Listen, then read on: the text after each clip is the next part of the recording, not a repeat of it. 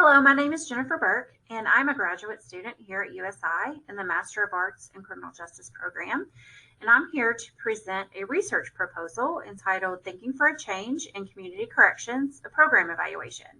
Does Aftercare reduce recidivism further for criminal justice clients? So what is Thinking for a Change? So Thinking for a Change is a cognitive behavioral therapy program that was developed and endorsed by the National Institute of Corrections with the belief that this evidence-based program reduces recidivism in both juveniles and adult offenders. This type of therapy holds that most individuals can realize their personal thoughts and behaviors and then make positive changes and corrections. The apparent basis for this change is in improving social skills, critical reasoning, problem solving, moral reasoning, and self-control. So when I was looking to propose this research, I looked at prior research. Now, there is a gap in the research pertaining to whether aftercare with Thinking for a Change reduces recidivism further. Aftercare with Thinking for a Change is fairly new, and there is no aftercare component with other CBT programs. But I did look at prior research regarding Thinking for a Change, but I also looked at moral recognition therapy, reasoning, and rehabilitation. They are also both cognitive behavioral therapy programs. They're both evidence-based as well, just like Thinking for a Change, which evidence-based just basically means that they can be measured. They're measurable outcomes. And then I also looked a little bit at one reference where there was some neuropsychological research that had been done. So some outcomes from cognitive behavioral therapy. There was a reduction in new offenses, which goes along with recidivism, but there is a difference between a reduction in new offenses and a reduction in technical offenses when you are talking about people who are on probation or parole. So it's good to kind of differentiate between the two of those. There was an improvement in problem solving skills specifically. There was also a statistical significant difference in recidivism between treatment and control groups. And then, as I talked about the neuropsychological research, there was mention, which I found extremely interesting. There was mention that the brain is capable of changing structure and function, and that CBT is a catalyst for change in criminal behavior. So I found it very interesting because those particular authors stated that the major area of importance and skills that all cognitive behavioral therapy programs attempt to develop are social skills, coping skills, and problem-solving skills. These three skills are related to very specific areas of the brain, and structural and functional deficits in the same areas of the brain are linked to offending.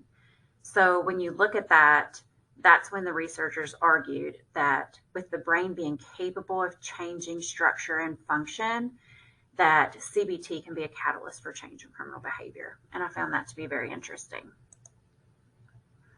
So Thinking for a Change specifically, which is why I focused on that CBT program as my research proposal, was because they have actually instituted what would be considered to be an aftercare program. So in 2016, Thinking for a Change added Step 25, which is appendices which could be used to build an aftercare program to meet the ongoing needs of individuals who had completed Thinking for a Change.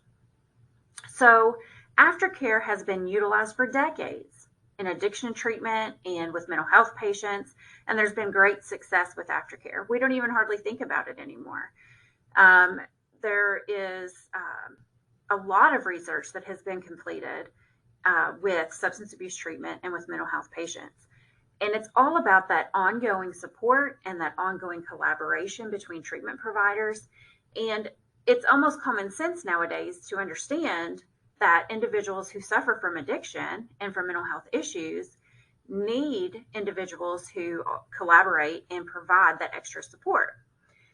So it stands to reason that with individuals who are trying to re-enter society after being institutionalized for offending, they would require the same type of support.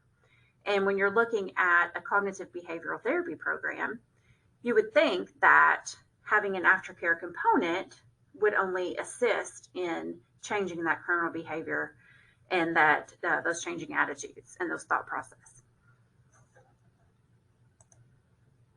So there is a huge gap in the research.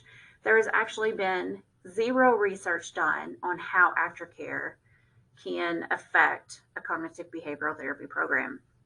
So I would propose that as far as research methods are concerned, using an electronic survey.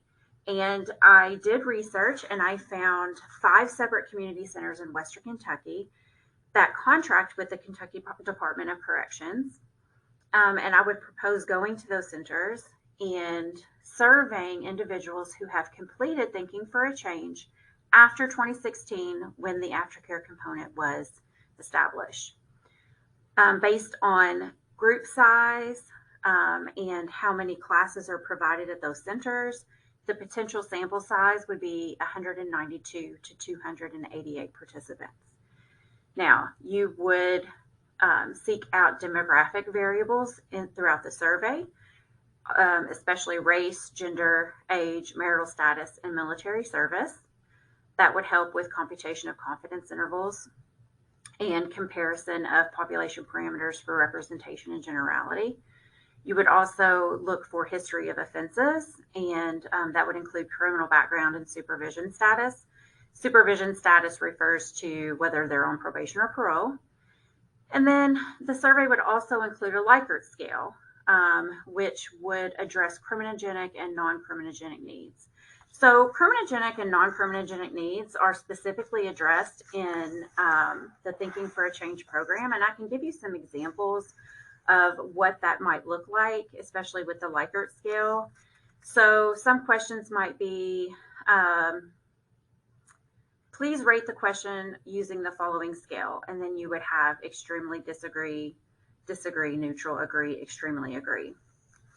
And the question might be, I sometimes think or feel that it is okay to commit crime. I have some criminal friends or acquaintances that I spend time with. I do not have any friends that are not criminals. I have a good relationship with my spouse or significant other. So you kind of have an idea of what types of questions. And criminogenic needs are based on criminal history, things that are likely to have them reoffend, related to their behavior. Non-criminogenic needs are more about family support, education, things like that. The survey would also include a program evaluation of their own regarding Thinking for a Change, personal effectiveness of the program, recidivism issues. So that would include kind of a self-report type survey. So anything that would not have been captured on a police report, something that maybe they did and they got away with it. So you're kind of focusing on self-reporting. And then there would also be an open-ended section regarding if they participated in aftercare, what, how that helped them, if it did help them, if it didn't help them, that kind of thing, but it would be open-ended. So once the surveys are in and completed, of course, they would be scored and evaluated, and the information would be looked at and provided, and it would be curious to see how that all worked out.